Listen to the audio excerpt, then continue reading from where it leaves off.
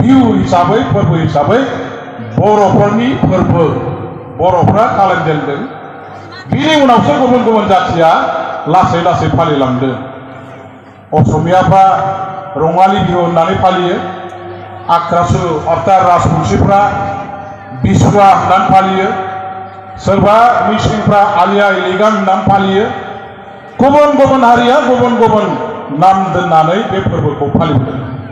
किन्तु बे गासैबो फोरबोखौ फालिनाय हारि माहारिफोरखौ नायोबा बे हारि माहारिफ्रा आसामाव बर'फोरनि उनावसो फैनाय हारि। आसामनि असमिया, आसामनि आहम बे हारिफ्रा बर'फोरनि बेसेबांबा बोसोर श' बोसोरनि उनावसो आसामाव फैनाय। बिथांमोन फैनायनि सिगांनो आसामाव बिसोर हाबफैनायनि सिगांनो बर'फ्रासो आसाम हादराव रायजो खुंबोजेननाय आसामनि थागिबि जाति।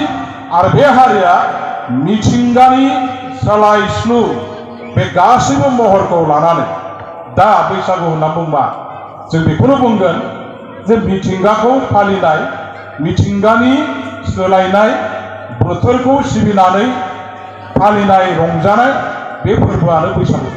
दा बेखौ दिनै गुबुन गुबुन हारिया गुबुन गुबुन नामै सिबिदों बा फालियो। दा बैसागु दिनैहाय नोंथांमोनहा गामियाव बेवहाय जे फालिदों बे फालिनाया मोनसे स्टेन्डार्ड लेभेलनि, मोनसे डिसिप्लिन लेभेलनि फालिनाय फोरबो। बेबायदि फोरबोखौ फालिनाया बारा गोबाव जायाखै। सिगांनि समाव बर'फ्रा बैसागुखौ फालिबोदोंमोनब्लाबो जोंनि बेबायदि साइनामारा बेबायदि जौसां बानायनानै फालियाखै। सिगांनि आबै आबौमोननि दिनाव बे गैयामोन। बर'फ्रा बैसागु दानाव न' न' जौ संनो, न'खर न'खर थांनानै जौ लोंलायो, रंजायो, बाजायो, मागियो।